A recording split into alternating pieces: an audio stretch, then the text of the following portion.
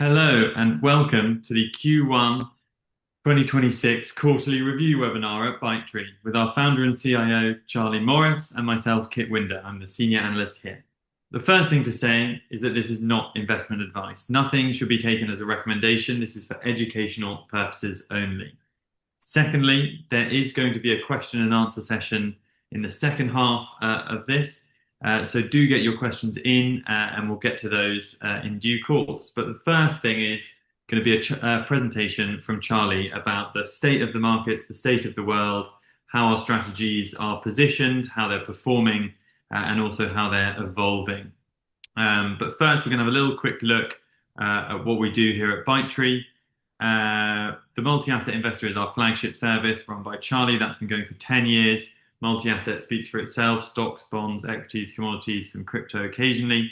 When appropriate, the Atlas Pulse Gold Report covers precious metals and friends. ByteTree Venture is a stock recommendation service that's driven by deep value and momentum and is having a very good year amidst the turmoil. And finally, of course, the Bold ETF as well. There's also a quality service that we launched last summer. So lots going on here at ByteTree. But now it's time to hear from Charlie with his presentation on global markets and the portfolios. Thank you, Kit. And we're all very concerned at this time about what's going to happen to markets. So I'm going to run you through and go through our latest thoughts. Obviously, the more detailed thoughts are in the weekly letters. But over the last quarter, just to show you what's happened in stock markets in sterling terms, the pounds are down a bit, of course, which has flattered things.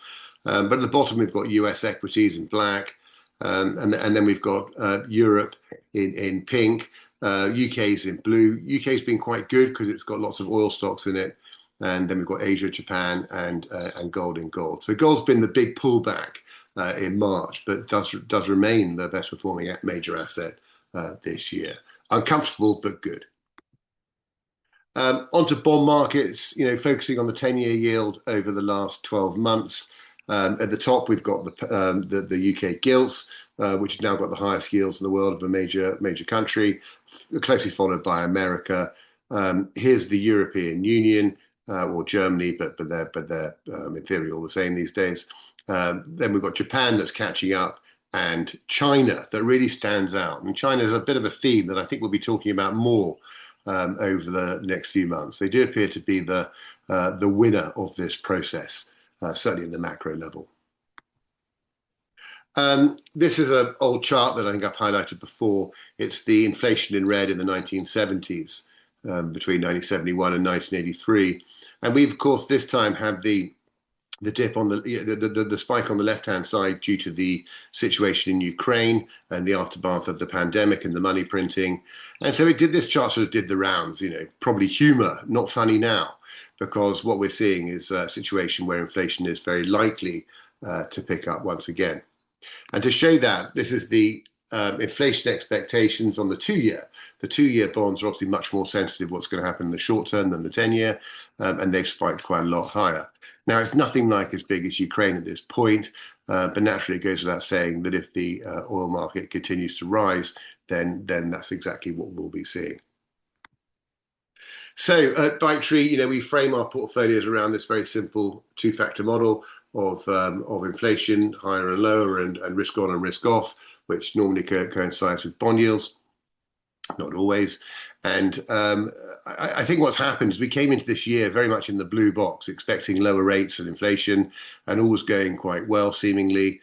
And then we had a snap at the end of February on the first missile fired, and we find ourselves in the black box. Where hard assets rule, and I think that sudden change is what's been so frightening to investors, and certainly the market wasn't ready for it. I mean, if you went through all the risks that people were thinking about in February, or certainly in January, before the fleet was sailing across the Atlantic, there were very few thought we'd be where we are now. That's what shocks are. If shocks were predicted, then they'd be discounted. This one certainly hasn't been. So I think this is the sort of political hot potato, and certainly this is the US crude, and going back for the month of March. And if you looked at Trump's tweets, they basically all coincide with attempts for the oil price to go above this level, calming markets. And it does seem that the markets have stopped listening. And that is a real risk. Who's in control of the situation now is something we should be thinking about, and that really is the risk. What is the exit from this? And I think we all hope that there's going to be a regime change, and clearly there's been a military victory of sorts in terms of the Navy and the Air Force, but they still have missiles and they still have drones and they still have large ground troops, and it's a big country and a very uncomfortable place to send in an army. And so I do think that this is the risk, and the only real protection we can have is to be a part of it. And so energy and commodities are a very important place to be for the short-term inflation hedge. And I took the recent Atlas Pulse. I published this chart. I looked up the oil price in the 1970s to 82 when it was really all over, and overlaid with the gold price. And it's pretty fascinating how over the 12-year period they end up in the same place, basically 10x. But they do it at different times, and that's what this next chart shows. The price of oil collapsed into 1973 when gold was rising strongly. Then gold corrected, and then oil massively outperformed gold, and then it happened again. And these swings are really, really big. That's sort of 3 or 4 times difference in the first few years, and then we get a repeat of that. So these are huge counter-cyclical swings. And the way I think we should think about this is that gold is the ultimate inflation hedge over the medium to long term, as in 2 years plus, whereas oil is the inflation hedge in the short term. And I think that's how I like to think about it. So whilst oil is a terrible investment over the long term, it's pretty essential to have some engagement with it today. And then looking over a very long period of time, back to 1947, we show the oil price in gold. And there's clearly a sort of a place where it likes to be. Obviously, gold was fixed during this period here until 1971, when it starts to rise very rapidly. We saw those swings. But there is some sort of average here, and we're still way below that average. And I think I put $110 into this when I made the chart, which is roughly where we are at the moment. And so relative to gold, and if this is a message, then it really does highlight that bad things could happen. And in my what happened to markets in the 1970s piece, we sort of ascertained that if you look at the 10-year moving average of the oil price and where it is at a period of time, when it's roughly double that, then you have an oil shock. And we found that in 1974, 1980, and 2008. And indeed, 2008, everyone calls it the credit crisis, but it's as much as a oil shock as it was a credit crisis. The two came together, and the oil shock came first, of course, but the banks did have problems brewing in the background. But nevertheless, it does strike me it's entirely possible that oil goes much higher, and that's the big risk to markets. It's not a prediction; it's a risk. Looking at precious metals, which are a very important part of ByteTree over the years, we've also been cutting quite a lot in the last few months. We had a lot of gold and silver and mining stocks going into late last year, and blockchain stocks up until last summer, I think. And they all served us very well, but that exposure is now vastly reduced. The core gold position in soda remains unchanged. But I think the gold silver relationship, silver was late to get going. It was cheap relative to gold, and then it went a little bit rich relative to gold, not massively so. The gold silver ratio has been below 50 in the past on the bottom half of the chart, but pretty rich.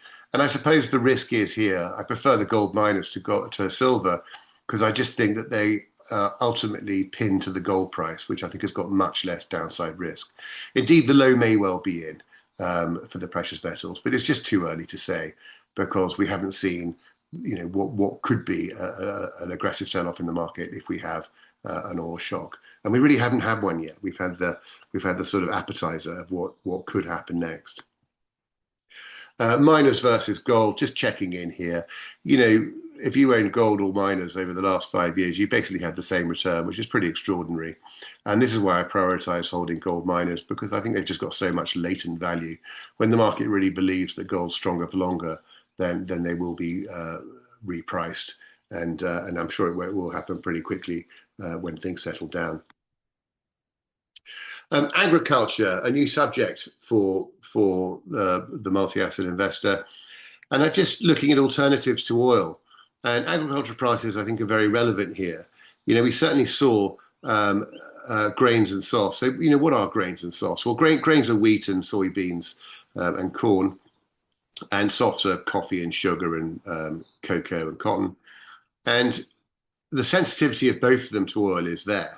But the sensitivity of grains is much stronger. Now, I wouldn't have just bought grains for the hell of it.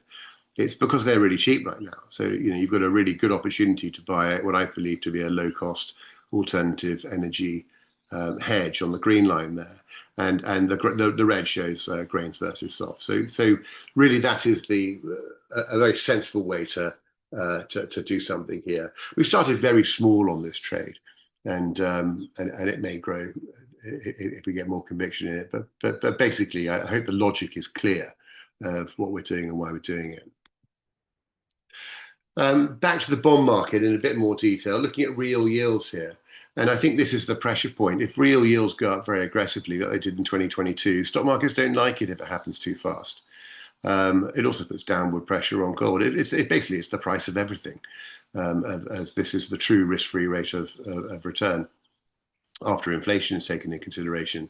And the important point about this chart is they're all going up a bit, less so in the Eurozone where inflation expectations haven't moved as much.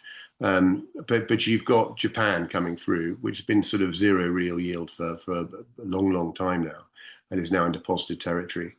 And I think that's important. And I see the yen as another place. Now, I know we tried this trade a couple of years ago as a sort of hedge during the 2022 bear market, but it wasn't ready, and it was not much of a bear market really in the end. There was a pullback in equities, but it wasn't massive. And the yen continues to be dirt cheap. And I think the great thing about, rather than having sterling cash hanging around, I'd much rather have it somewhere where it can do something useful. And I think the risk reward of this trade is interesting in that, if the markets recover quickly, then so what? We lose a very small amount of money in yen. But if things go wrong, then it could move very quickly. I think there's a sort of adage that the yen takes 10 years to halve and about 2 weeks to double. And certainly that's been my experience in markets. Then on to jobs, and I won't labor on this point, but basically I found this function on Bloomberg where you can look at all the companies in an index and see how many employees they have. And it's not perfect data, but I thought it was really interesting that although the the world index has kind of doubled in the last 10 years or something, the number of jobs has gone down. And so the world index, the 1,300 constituents, used to employ 70 million people before the pandemic, and then 5 million people lost their jobs quite quickly, and those jobs haven't come back. And then in recent weeks, we've had so many announcements of tens of thousands of people from different companies being laid off due to AI and the efficiencies. And so, yeah, I mean, maybe that's a Luddite view because, of course, productivity gains are supposed to drive growth, which is true.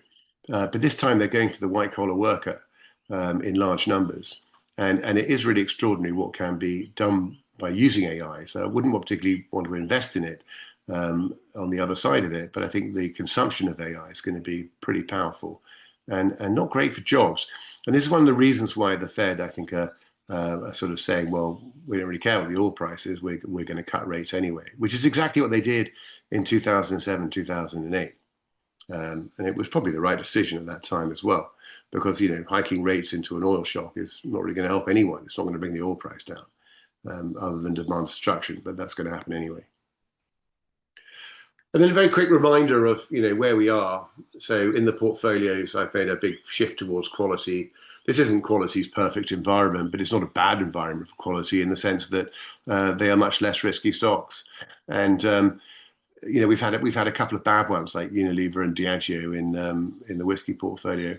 But I also brought a couple of funds into the soda portfolio, exiting some private equity and less transparent, more opaque markets into more liquid, proper companies. And just to remind you the difference between speculative investing, where you can lose a lot of money quickly, and quality investing, where you really can't. I mean, you can lose a bit of money, but it's much harder. And they kind of ended up in the same place over the long run. In fact, quality, the hare and the tortoise always wins in the end. So we've got quite a lot of exposure to that, globally diversified, solid companies with transparent earnings. And I think if they go down, they go back up again. And that's the main thing.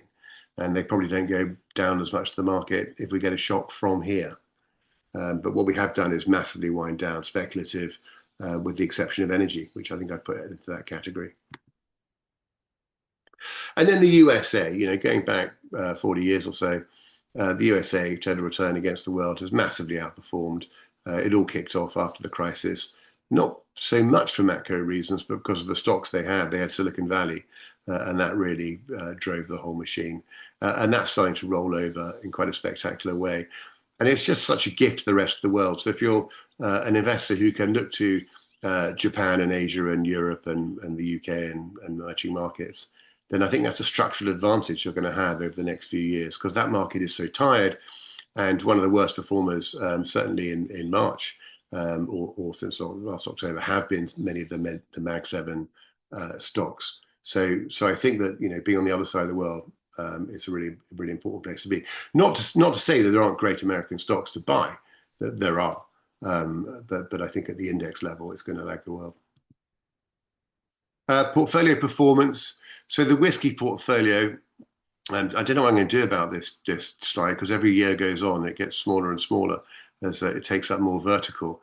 But this year, 2026, year to date, the whiskey's up 3.6, which, it's ahead of the FTSE, and the FTSE is one of the best markets. So I suppose that's a win, but not really. I mean, given it we're up 10 or something in January when silver was roaring ahead. So it does feel a bit disappointing to have that setback. But nevertheless, we've changed the shape, and I think we've locked in. We've got much more conservative portfolios. I wrote in the report that went out to you today that the volatility of the whiskey portfolio was around 12% a month ago, when the FTSE was 10. The FTSE volatility is now nearly doubled, and the whiskey portfolio is down to 8. And so on a simulated basis. So I think that we have taken a lot of risk out, and some of the counters like the yen and the agriculture and the oil and things like that have helped with that because of their negative correlation. There are things that will go up on bad days, and that's the key point here. But the long-term performance is good. I mean, we're 14.8% per year, and that's just over 10 years now. And that's a good number. I hope I can keep that going for the next 10 years and comfortably ahead of the market. And that's what compounding looks like. And of course, to remind you, in 2020, that was the last time we did a aggressive risk off. But I think since then, I went full time doing this, and it's obviously got more attention than I probably, not that I didn't give it attention before 2020, but it certainly gets all my attention these days. And we went more international and a bit more active. And so that's really why I think things are starting to go much better, and that really adds up over time. On the soda portfolio, actually, it's made 2.8% this quarter, which is not much, but the market for bonds and equities is down 1.9. So there's a very healthy outperformance, which counts for a lot. Over the last 10 years, to be 50% ahead of the benchmark is very good. And the wealth management industry typically matches that number or lags it because of fees. And so I think ByteTree clients are in a much stronger position than they are in the wealth management industry.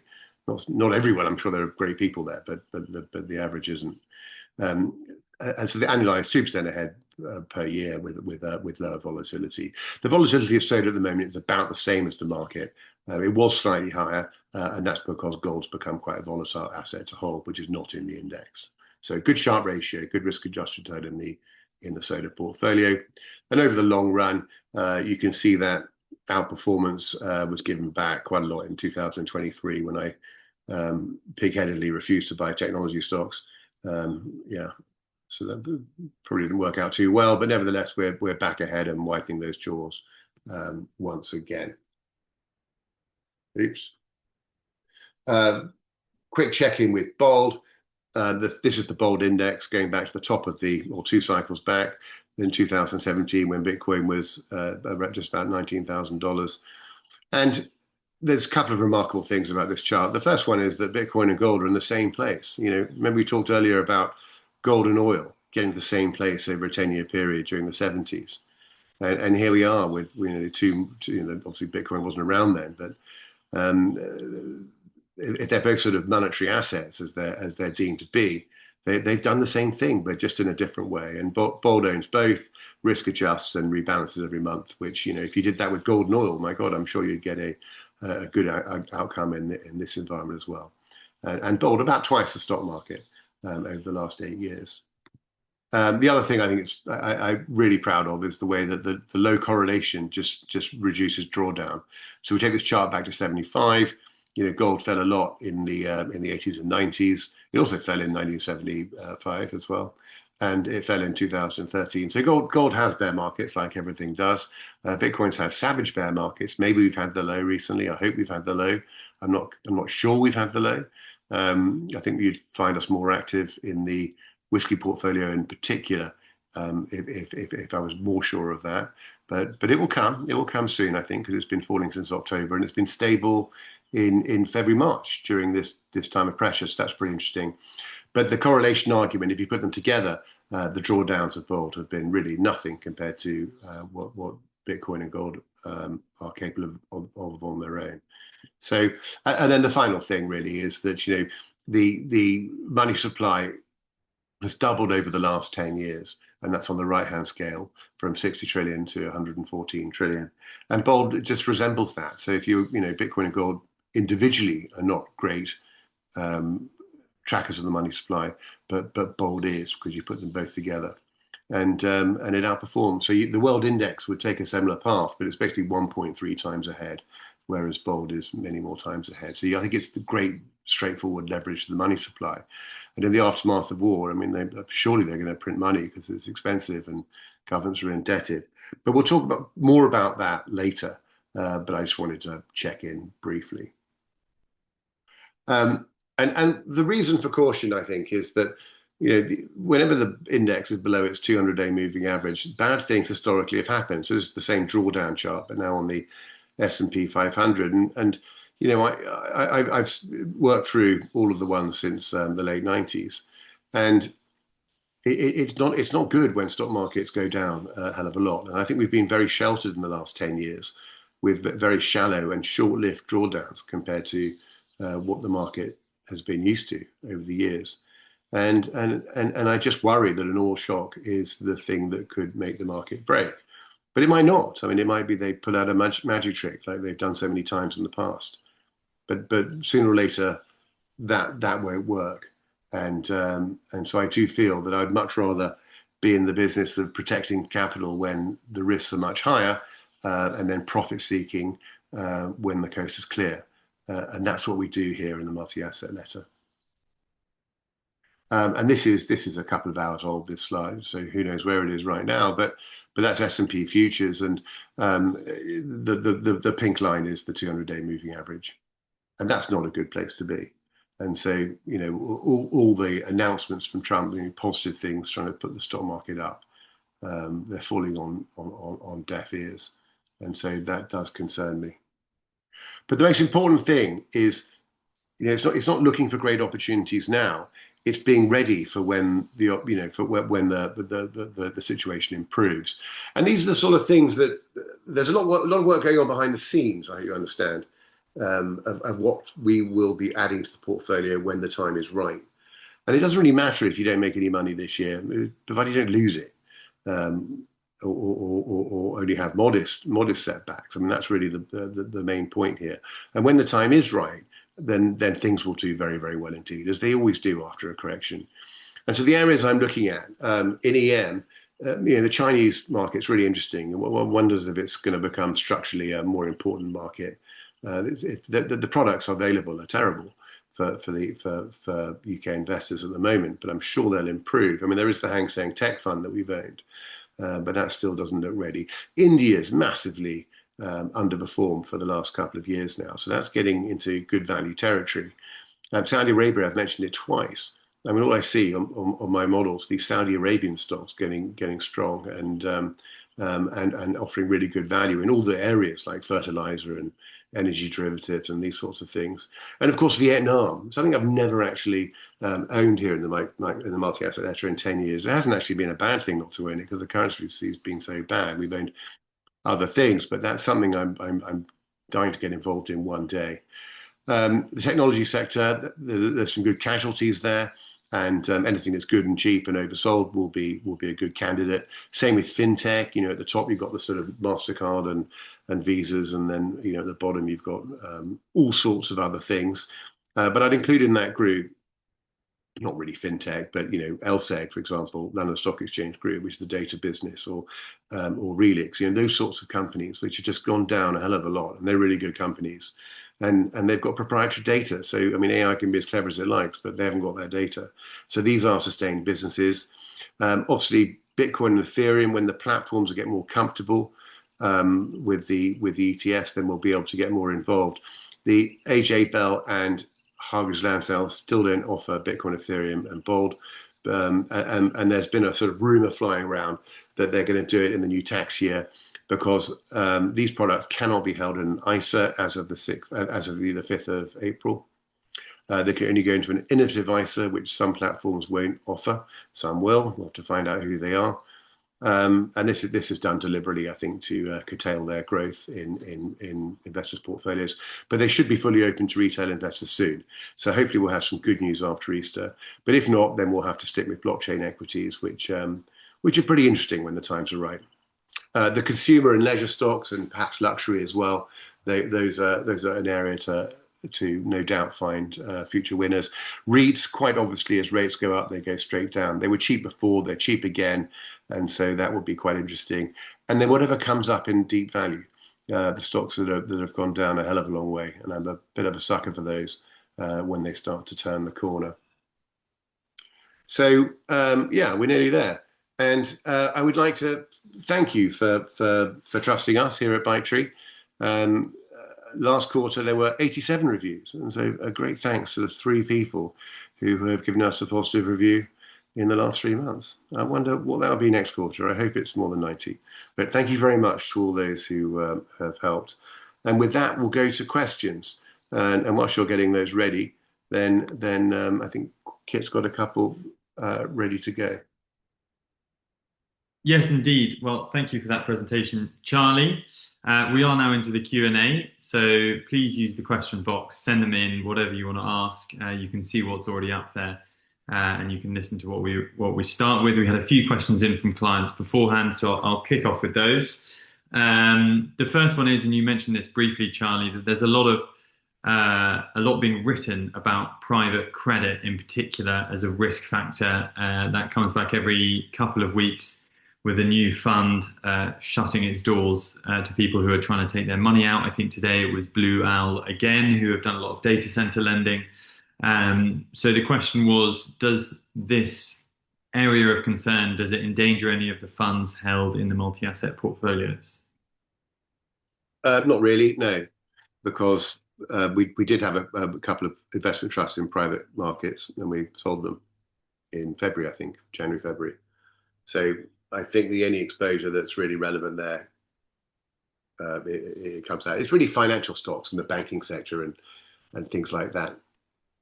But of course, the private credit thing is not a big issue if everything's fine and the oil price comes down and everyone kickstarts the economy and all the rest of it. I think it's like 2008. If the oil shock causes a recession, then all of these things that are small problems become much bigger problems. So that's where we are. And I have no ability to predict whether the oil price is going to go to 200 or not. But I think it's crazy not to be concerned that it might. And I think the chances that it might are high enough. But I don't think those things are a direct problem to us at the moment. Thank you. So it's like a bonfire that is not yet lit, but could be with a $200 oil price. And presumably there are others out there that we don't know about. And as often in history, those are the ones that get you. A second question is on China. You mentioned it a couple of times during. There's obviously the political risk, the counterparty risk, but the valuation discount, the resilience during this energy shock, and the stability of their bond market. How interested are we, and what are the sort of best ways to approach investing in China from a UK investor perspective? Well, it's difficult. I mean, because even Hong Kong, which is basically China these days, there still isn't a Hong Kong ETF. There's a Hang Seng Tech, there's a China, various China benchmarks. None of them are very good. One of the problems with Chinese stocks is they're spread out. So there's some in look quite a lot listed in America, quite a lot listed in Hong Kong, some in China. So the indices don't sort of bring them back together. And yeah, it's probably a good place for an active manager actually, but it's not something we've looked at in great detail yet. But it will certainly be on the to-do list. But I think that it's politically it's very strong at the moment and geopolitically, and they just seem to rule the world in terms of innovation and production. So it is something you have to engage with, and I'm much more comfortable engaging in China via Hong Kong than via China for corporate governance reasons. Thank you. Then to the live questions. The first one is around stagflation risk. I think the instant reaction to the oil price shock at the beginning of March was just to only focus on what the inflationary effects would be. But we've had a couple of days in the last week or two where you've seen bond yields go down on a higher oil price, reflecting maybe sort of fears about the economy, fears about growth. How do you balance the sort of pure inflationary against the stagflationary at the moment? Well, stagflation is when you basically have inflation above rates, and it's a sort of policy to maintain that for a long period of time with the objective of reducing public debt. And it's a policy that was adopted in the 70s. I mean, it's not the route to riches, but it's the easiest choice for governments. And this is all Russell Napier's theory, and he's the expert on this. And of course, we had a video, we had a recording with him. I interviewed him, well, twice actually at ByteTree in the last few years, and they're out there somewhere. Although the last one he didn't allow publicly, it's not in our YouTube channel, but perhaps we'll refresh people and let them have that in the next issue if I can remember over Easter. But yeah, stagflation is a very likely outcome, and it's not particularly good for markets. It keeps you above the line, so you're in the gold box, you're in the value box. It's a hard asset world, and all that sort of thing. And the reason for that is principally because money itself becomes less valuable. And so if you think of the best .com in the world makes loads of money and it's got 90% margins, and all it does is make money at the end of the day, then the thing they're making is less valuable than it was before. Whereas the oil well is maintaining its value. And so that's a sort of relative attraction in that environment when the narrative around the long-term value of money itself changes. And if you go to the extreme, you go to these emerging markets where they've had a severe wipeout and high inflation. It's the manufacturers and the mines and the oil that's left standing, and the banks, of course. So that's really the lesson of history around value. For below the line assets to work well, you need some kind of stability in the system. Indeed. A follow-up question around that was, is cash a good place to be? And I guess the key would be to define what you mean by cash and where exactly that's held. You talked about the yen, but sort of other international potential safe havens, the franc, the Norwegian krone, the dollar. Where do we feel on that front? Well, it's difficult at the moment because you've sort of got the dollar that correlates with oil, and so if you want to have that protection, just buy oil. And you'd have very much oil to get quite a lot of bang for your buck, and you need a lot of dollars versus a little oil to get the sort of correlation benefit, if you like. But the yen is the one that I think is the one that could really move if things get bad. If it doesn't move, it means things didn't get bad. I think it's highly unlikely that the yen wouldn't move if things did get bad, which is why I've done it. The Swiss franc is basically gold, in the same way that the dollar is basically oil. The Swiss franc correlates with gold. So we've got gold, we've got oil. So what do they bring? The pound's risk is that it falls because it tends to be correlated with financial markets because London's a financial centre, and it hasn't always worked out perfectly like that. But generally speaking, when stock markets are down around the world, the pound's down. And the problem with owning pound sterling cash is that you come out the other side with less purchasing power.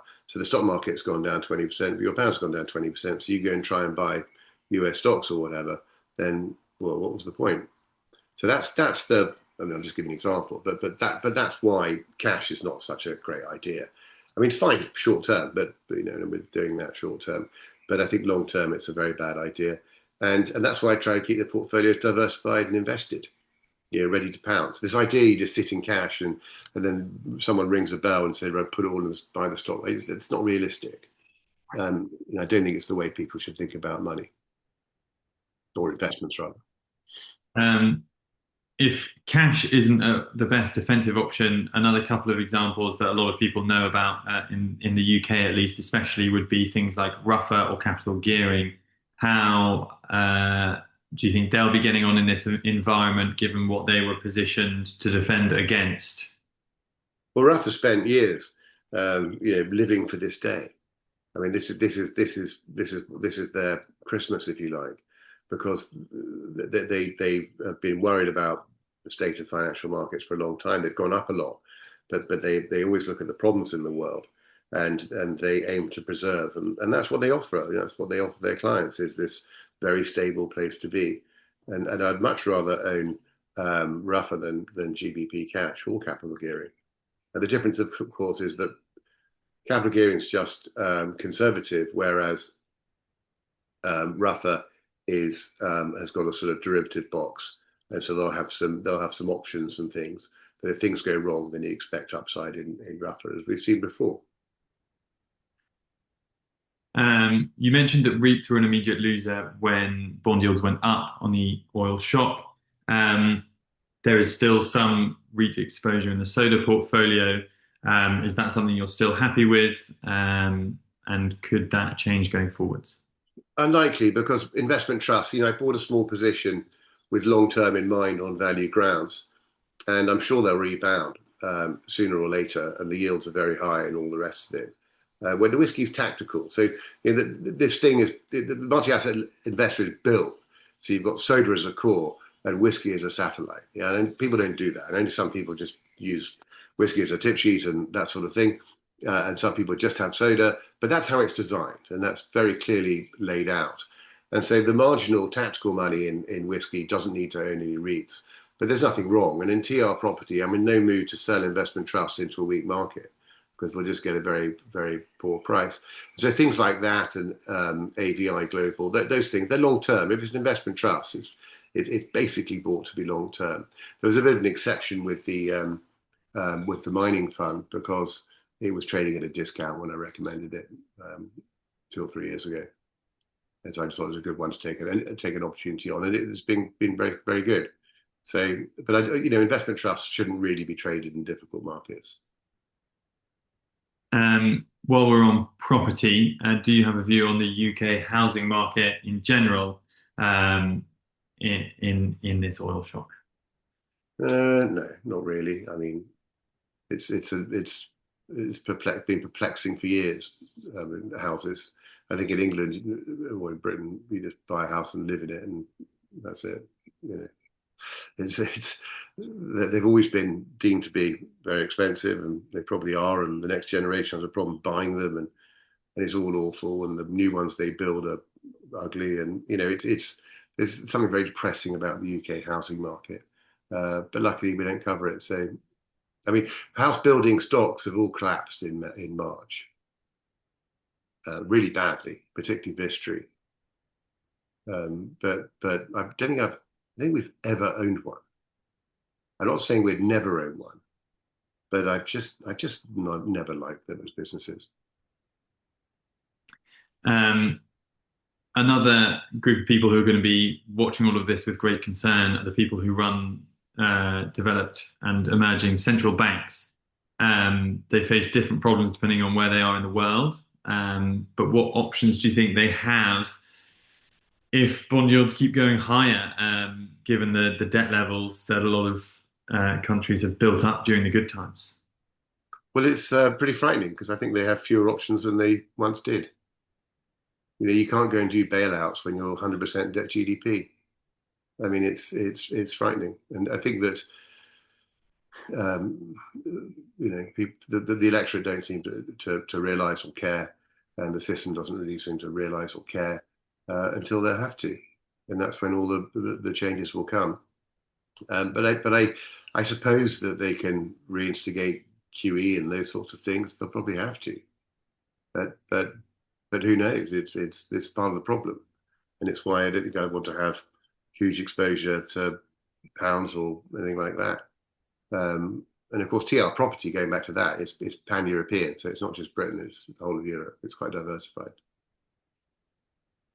Yeah, I mean, I saw it written that they can't print a pathway through the Straits of Hormuz, but you would have said that about the pandemic as well. And there was a lot of monetary easing at that point, and that did turn the tide, at least for financial markets. Um, Another question has come in, which I think you'll like, is what are your thoughts on trend following funds during this volatility? And that might relate to maybe venture or our global trend services. No, I think it probably relates to CTAs. I don't think not. I mean, our trend stuff is better. Obviously, global trends is amazing, and that's about to have a huge upgrade in the next couple of months, and so you'll see that, and we'll be talking about that quite a lot. But I think trend following funds, they like periods of high volatility, and they like commodities and to be on the move and that sort of thing, and stock markets to be rising and falling, not just all going up at the same time. So I think it's a great thing to own. It's very difficult because in the whole complex rules thing, which we've come up against so many times with trying to buy this and that, they're very much in the too difficult pile. So, I mean, unless someone can suggest a really good CTA that's on the Hargreaves Lansdowne, everyone's allowed to buy it, and then they're too difficult. But absolutely, these are the right strategies to trading at times like this. But long term, they're not necessarily very good strategies at all because they have terrible times when the volatility of the market is very low. I mean, some of them have done extremely well, but so there are so many of them, and the graveyard of CTAs is enormous.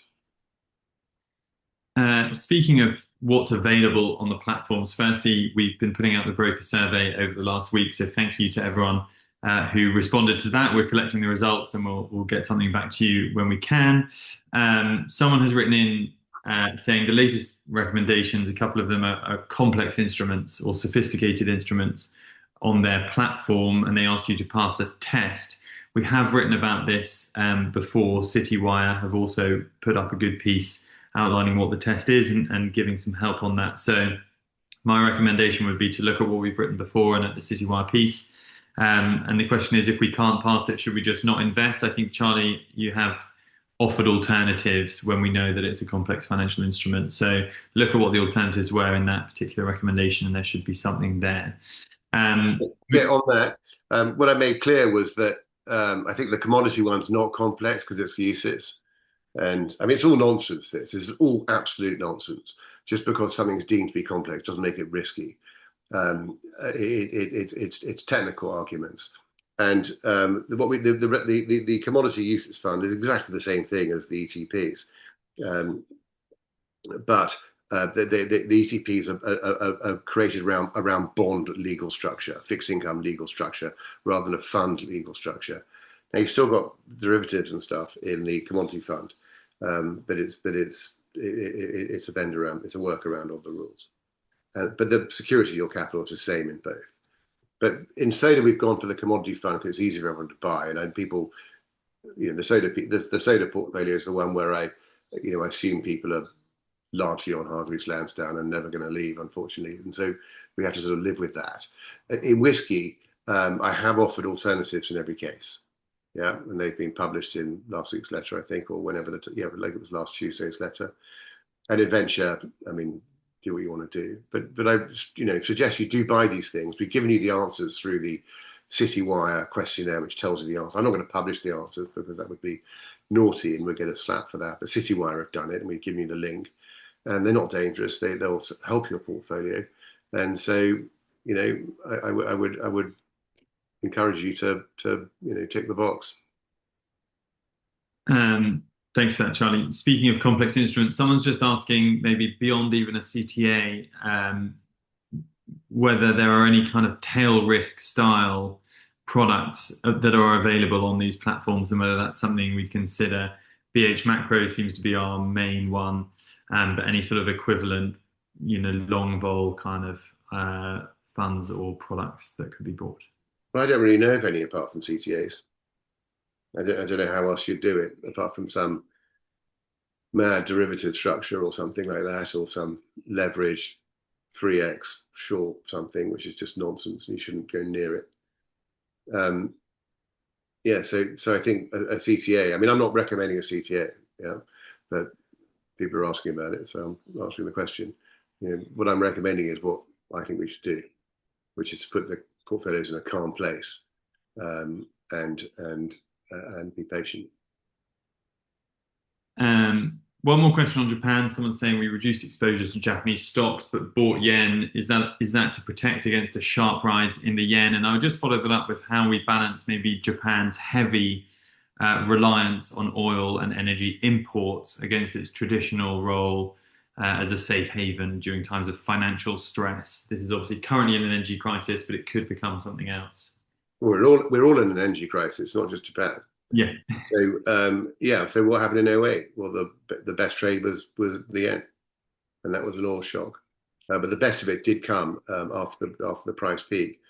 But it's not like the yen collapsed going into the oil shock, and so I think that's why I say there's limited downside. But really, what I've done there is, we had a lot of cash, and you have to put the cash to work. The portfolio needs to be I don't want lots of cash sitting around. I don't mind in whiskey a bit whilst we're doing this and that, and certainly be there for weeks, not months. But in Soda, I'm very keen for the allocation to be done. Cash is not an investment to my mind. We want investments, whether they're bonds, equities, or commodities, or what have you. And it's very difficult to build a portfolio in an environment where the only thing that seems to be on down days is oil, and everything else just seems to move together. So this is why we're doing this. But the Japanese equities and the Japanese currency, I wouldn't really link them together in this context. I've just been de-risking equities in general, and our largest position with Japanese equities, which I still like long term. But we were 8% of Soda, so I just brought it. Worked extremely well, so I just brought it down because that's what you do at times like this. Then when you have a pile of cash, what do you do with it? I've been through the current. I don't want to buy Swiss francs. Quite hard to do anyway. Dollars is easy to buy, but I don't particularly want dollars. I mean, we might end up with some, but I don't think they actually want a strong dollar, so they'll do anything they can. And indeed, every single rally that we've seen in the market has been based around the dollar softening. So they send the dollar down and the S&P rises. So I don't think they want a strong dollar, and so therefore they won't get one. And that's probably one of the things that's keeping things afloat. The yen is the one that you can get huge bang for your buck if this happens. And a 10% exposure is really small in currency land, because you're dealing with a few percent here or there. So it's not very much at all. Thank you. Well, one final question before we go, and thanks everyone for sending them in. They've been fantastic. The last one follows on from that theme about America and the dollar, and is just asking about US Treasuries, whether short or long term, and in relation to or in addition to inflation-linked bonds in America. US Treasuries. Well, we've just been talking about over-indebted governments, all the rest of it. Tips, I much prefer tips to bonds. I mean, it's obvious because you get a real return. And if inflation does rise, which seems extremely likely, then you'll get a real return. So all of our exposure to the bond market is basically in tips or similar through Ruffer CGT and that small exposure we've got to US tips. And I have thought about changing that, about reducing duration. I've thought about the dollar, but I just sort of feel we've done enough for the time being. And we've taken decisive action in March to get these portfolios ready for should things go wrong. And if things don't go wrong, they'll go up a bit. We haven't got so much hedge the portfolio or that's going to sink them or anything like that. I just dialed down the risk so that we can just plod on whatever happens through this difficult time and come out the other side of it with a much greater degree of certainty. I mean, certainly that's that's my intention. I'm not trying to clean up for a bear market. So when you sort of talk about CTAs, and they're profit seeking, And so they're trying to make a fortune in a bear market. I'd much rather just stay intact and then look forward to the huge opportunity at the other end, where you get big gains when these things turn. Momentum crashes. We've written about those before. Perhaps I time to brush that off and do some more pieces on what happens in late bear markets. We might not have a bear market, but we're ready should we have one. Indeed. I promised you that was the last question, but one more nice one has come in just asking about your views on uranium and coal as other potential energy hedges. Yeah, we've got coal. I mean, coal's in Glencore. We haven't got much coal. But yes, I mean, that's quite interesting. There aren't many investable stocks these days. I mean, they're all in faraway places, lots in China. And there was a coal ETF. I'm not sure if there still is one. But yeah, interesting idea. Um, Very interesting idea. I mean, I'll put that on my to-do list to go and have a look. But I think in the past, um, I've just noticed there's a heavy Chinese angle to those stocks. Uranium, highly speculative. I get the uranium story. I'm a nuclear power fan, and I get it. But the stocks have huge volatility. Yellow cake I've looked at several times. I've always felt that part of me wanted to have it in whiskey. I didn't really think it was liquid enough. I didn't think it brought anything particularly new. Then in venture, I just didn't think it was high return enough. So I haven't engaged with yellow cake either. And the stocks are crazy volatile. So that's why I haven't done uranium. Perfect. Well, that wraps us up for the day. Charlie, thank you so much for the presentation, for answering all of the questions.